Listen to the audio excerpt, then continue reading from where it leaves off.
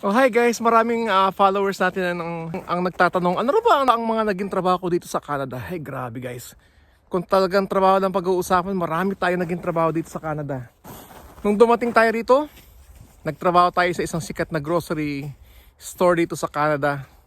Tapos, sumunod noon, nagtrabaho tayo sa isang food truck. Sa outdoor na trabaho yon. Ano pa ba?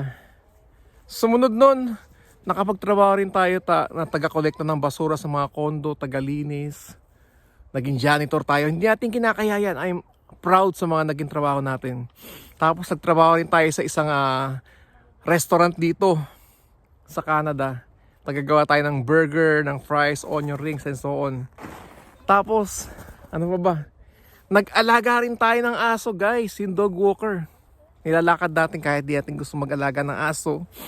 Yun ang available na trabaho. Doon tayo kumikita ng pera. So, ginrab natin. Nagtrabaho rin tayo sa retirement home. Tapos yung pinaka-latest natin na trabaho, yan, katrabaho tayo sa isang 5-star hotel dito sa Toronto, Canada. Dito guys, kapag hindi ka maselan sa trabaho dito, walang problema. Pero syempre, ito naman talaga yung nararamdaman ng mga ibang dumarating dito, especially pagka professional ka sa Pilipinas. Siyempre medyo, alam nyo na, normal naman tayong tao, medyo parang nag-a-adjust talaga tayo. Kasi majority ng mga dumarating dito na kabayan natin, mga professional naman talaga. May engineer, may doktor, may dentista, may teacher, and so on. So pagdating dito, siyempre, kailangan mo munang mag-adjust sa trabaho. So mga odd jobs muna kuhain natin. Yun ang pagkakakitaan eh. So maraming mga nag-adjust talaga. Iba hindi na kayanan, nade-depress. Iba pumunta sa ibang bansa. Pero tayo syempre hindi. Kasi lumaki tayo sa hirap, walang problema yan. Sa una mahirap talaga eh. Mag-adjust ka talaga. Pero mo sa Pilipinas, iba sa opisina nagkatrabaho, iba sa mga ospital, sila yung mga head. Pagdating dito, medyo bababa ng posisyon. So tanggapin natin. Yan ang kalakaran dito sa Canada eh. So wala tayong magagawa doon. So kung gusto mong pasukin agad yung trabaho mo na iniwanan mong trabaho sa Pilipinas, mag-aral ka, mag-upgrade ka. Pero dito kasi, pagdating mo dito sa Canada, ang unang iisipin mo is kumita ka talaga. Kasi the moment na tumungtong ka dito, lalakad ang mga bayarin mo. May mga bills agad dito, and so on. So ako sa mga trabaho na napasukan ko dito sa Canada, i-share ko sa inyo yung mga hindi ko makakalimutang karanasan at saka yung trabaho na pinakagusto ko talaga. Okay, yung hindi ko makakalimutang karanasan dito sa mga naging trabaho ko sa Canada. Number one, nung na-hold up kami. Kasi nagtrabaho ko sa isang restaurant dito sa Canada. Malapit siya sa Eaton Center, sikat na mall dito sa Toronto, Canada. I think 2:30 in the morning may pumasok na mga lalaki. Tapos nagagawa ako ng onion rings no, malapit tayo sa fryer. Hinold up kami guys. Hindi ko alam na may mga hold up palang nagaganap dito. So yung aking supervisor, tinutukan ng syringe tapos kinuha yung pera. So first time ko naka-encounter ng ganong pangyayari. So talagang medyo kinabahan tayo. Hindi natin alam kung tatapon ba natin yung kumukulong mantika sa ating fryer. Pero sabi ng supervisor ko, takbo daw kami sa basement, parang safety safety exit. Tapos alam niyo ba, 2:30 na madaling araw, hinubad ko yung damit ko. Para hindi kami makilala ng kawatan. So takbo ko sa Eaton Center. Tapos tumawag ako ng 911. Tapos dumating yung police. Balik kami doon sa store. Ganito pala ang rito, pagka may nang loob sa inyo, may masasamang loob na gumawa sa inyo, kunyari nasa store ka, ibigay mo lang yung pera kasi naka-insured naman dito. Huwag maging superhero. Wala kang mapapala dyan. Tapos, hey, don't eat. The next day, na-arresto naman yung nagnakaw sa store namin. Pero, yun yung isang karanasan na hindi ko makakalimutan talaga. Tsaka isa pa na hindi ko makakalimutan. Ito yung supervisor sa pinagtrabaho ko na grocery store.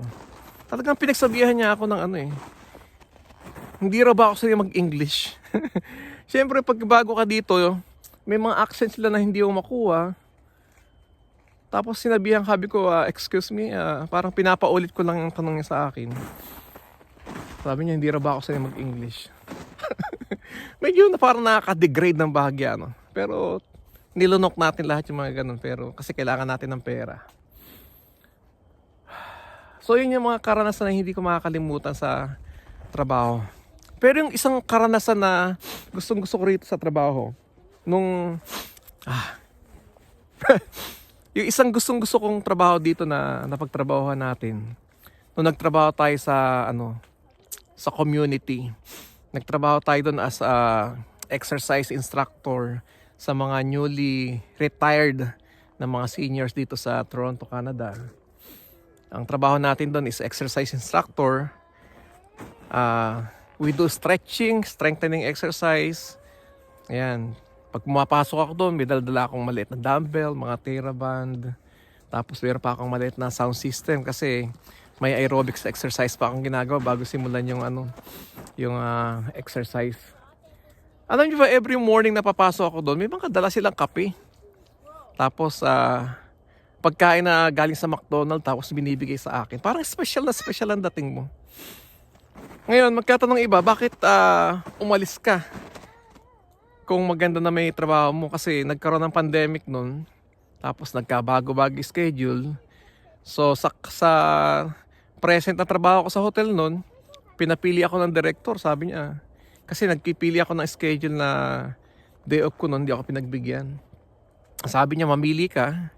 Kung gusto mo mag-part-time ka, para makuha mo yung gusto mo na day off, kasi bago-bago pa lang ako sa hotel nun. So ang ginawa ko, pinili ko yung ating bread and butter, yung sa hotel, kasi mas malaki sweldo, mas maayos yung benefit, tsaka yun ang natin main na trabaho. So kaya umalis tayo sa isa nating trabaho. Pero kung ako papipiliin, talagang yun ang na-miss ko na trabaho. Hindi siya mabigat. Ikaw ang magli-lead sa grupo, i-exercise mo yung mga matatanda, tapos nag-i-enjoy ka pa. So yun yung mga naging trabaho natin dito sa Toronto, Canada. May mga challenges na pinagdaanan, may mga adjustment, pero time will come, makapag-a-adjust ka rin at mapipili mo yung trabaho na gusto mo. Tsaka dito naman, sa una lang naman mahirap yung trabaho. Kahit naman di mo pinag-aralan yung mga yan, matututunan mo naman. Pero there are jobs talaga na kailangan mong mag-aral para ma-acquire mo yung skills na kailangan ng trabaho. Pero most of the jobs dito, kahit na bago ka lang, matututunan mo naman Tsaka wag ka lang maarte dito, makapag-a-adjust ka. Pero kung gusto mo talaga yung trabaho na hindi mo sa Pilipinas, kung gusto mo tawag dito, mag-upgrade, mag-aral ka. May mga kakilala ko, engineer sa Pilipinas, nag-upgrade, nag-engineer dito. Pero may mga kakilala rin ako dito na engineer sa Pilipinas, pagdating dito, automatic engineer din. Yung asawa niya, international student. Yun ang rito. Basta dito, huwag kang maselan sa trabaho, huwag kang mapili, lalo na kung bagong dating ka. I-grab mo muna. Tsaka dito, huwag kang magre-resign agad kapag hindi mo nagustuhan yung trabaho. Mag-resign ka kapag may nakita ka ng bagong trabaho. Kasi yung mali ng iba, resign agad pag medyo nahirapan, tapos tambay sa bahay, hanap ng trabaho. Mali. Bahay sa karanasan ko. Ang di ko talaga makakalimutan nung na-hold up kami ng grabe. Talagang may ganun pala dito. Pero overall, madali naman makahanap ng trabaho dito sa Canada. Alam nyo kung anong maraming trabaho dito sa Canada? Yung trabaho sa restaurant, yung cleaning jobs, PSW, and so on. Pero syempre, pag PSW, mag-aaral ka.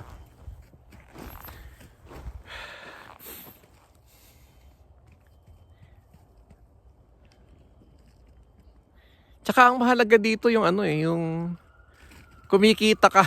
Kasi pag nakatambay ka dito, wala kang trabaho, mga bills mo lumalakad, mahirap talaga. Kaya sa mga papunta pa lang dito, pagdating nyo dito, huwag muna kayo magsalan sa trabaho. I-grab nyo muna yung trabaho. Tapos pagka nakahanap kayo ng trabaho na gusto nyo, tsaka kayo mag-resign. Tsaka dito, mahalaga na may trabaho kayo kasi sa trabaho mo na yun, magkakaroon ka ng kakilala na pwede mo maging koneksyon para makakuha ka ng bagong trabaho. Ang tawag ng network. Tsaka sa mga kaibigan, mga kakilala, tanong-tanong lang, makakahanap ka ng trabaho dito na mas gusto mo.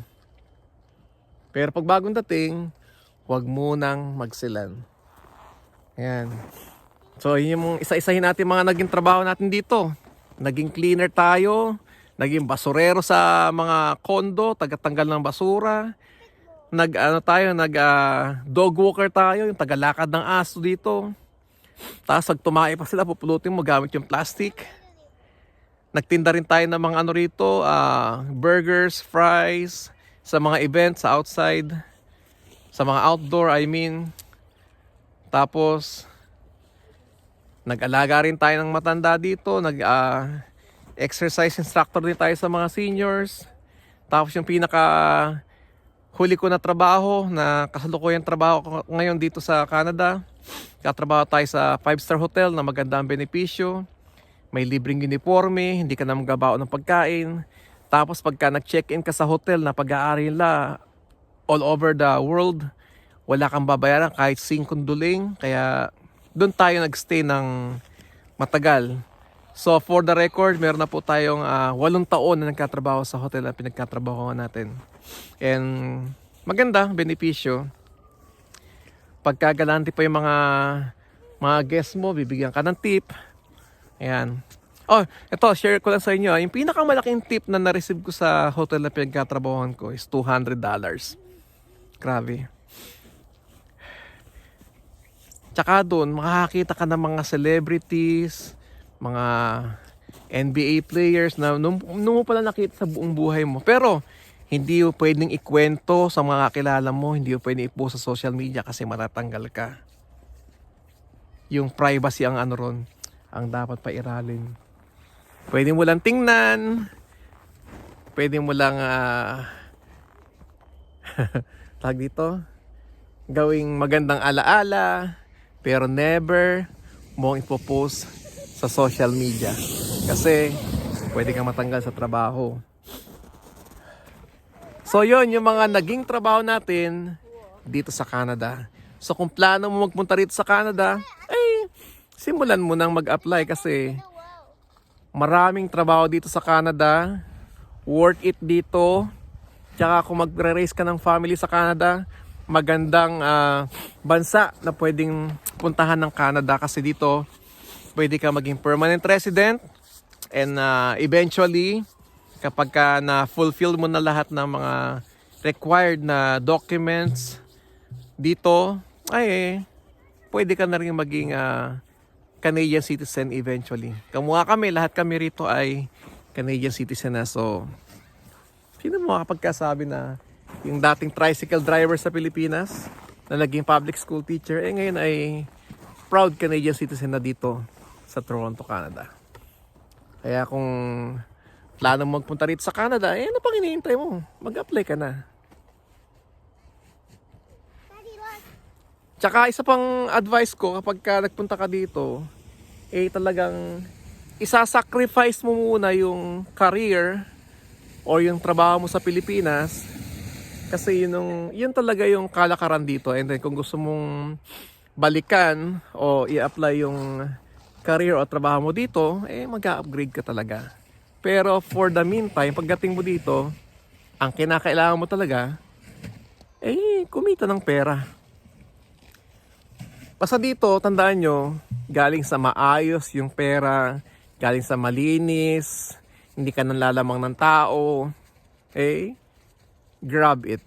Tsaka yung nasa ligtas na environment yung trabaho mo, kunin mo na yun. So yun lang, once again, this is Alfred of Sir Alfred TV. Nag-share sa inyo ng mga buhay, mga trabaho, mga karanasan, good and bad experiences, i-share natin dito. Anything under the sun sa buhay dito sa Toronto, Canada. Once again, this is Alfred of Sir Alfred TV saying, mabuhay ang mga manggagawang Pilipino saan man panig ng mundo. Have a great day. Woo! Talagang lumalamig ang todo rito. Ito, ang daing mga bata rito. So yun lang.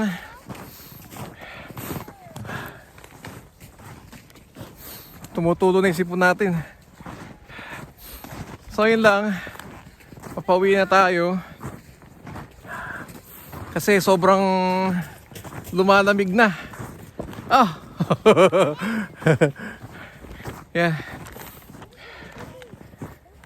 So time check, it's already siguro mga past 3 o'clock na ng hapon. Medyo dumidilim na rin dito.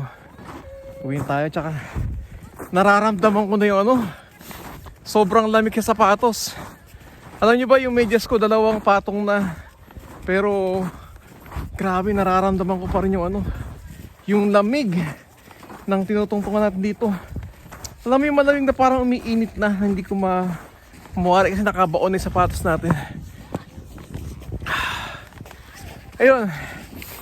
So natapos naman yung isang activity natin dito sa Toronto, Canada. Sinasabi na iba na boring daw kapag winter. Totoo naman. Pero it's up to you kung paano mo maaaliw yung sarili mo dito sa Toronto, Canada. Marami na mga adventure na pwede mong gawin.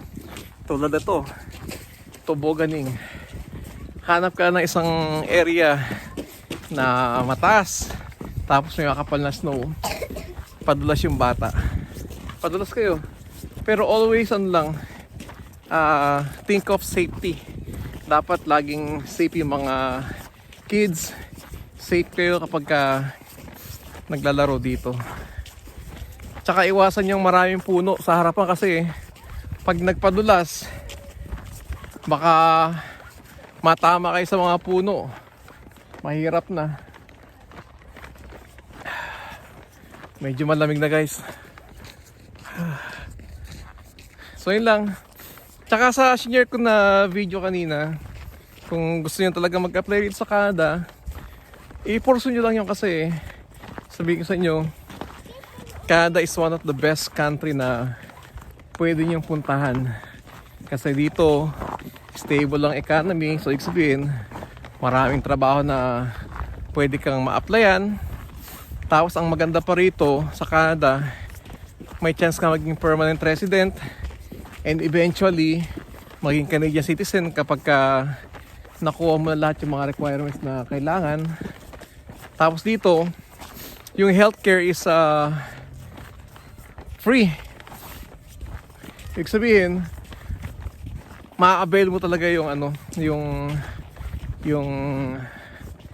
healthcare services dito na wala kang alabas sa pera. In most cases, yan. Kasi dito napupunta yung mga tax na binabayad natin o kinakalta sa ating mga sweldo. Kaya kung sa atin, may stress kakaisip kung saan ka kukuha ng pambayad sa ospital kapag nagkasakit ka, dito ang iisipin mo na lang is paano ka magpagaling, paano bumuti pakiramdam mo. Kahit nga dito mga anak ka, wala kang babayaran ni singkonduling. Kahit yan ay CS o normal delivery, wala ganun kagandang healthcare system dito. Tsaka yung mga bata dito pag nag-aral, elementary, high school sa public school, walang babayaran. Tsaka dito yung mga bata 12 years and under, Kahit magsakay sa bus, sa train, walang babayaran yan. Libre. Tsaka school bus, isa pa. Walang walang bayad ang mga bata rito. Ihahatid, susunduin pa yan. Walang bayad. Kaya kung may opportunity, may chance na makapunta ka dito, i-grab mo na. Huwag ka na magpatumpik-tumpik pa. Huwag makinig sa sinasabi ng iba na hindi maganda sa Canada. Okay, maniwala ron. Kahit saang bansa ka magpunta,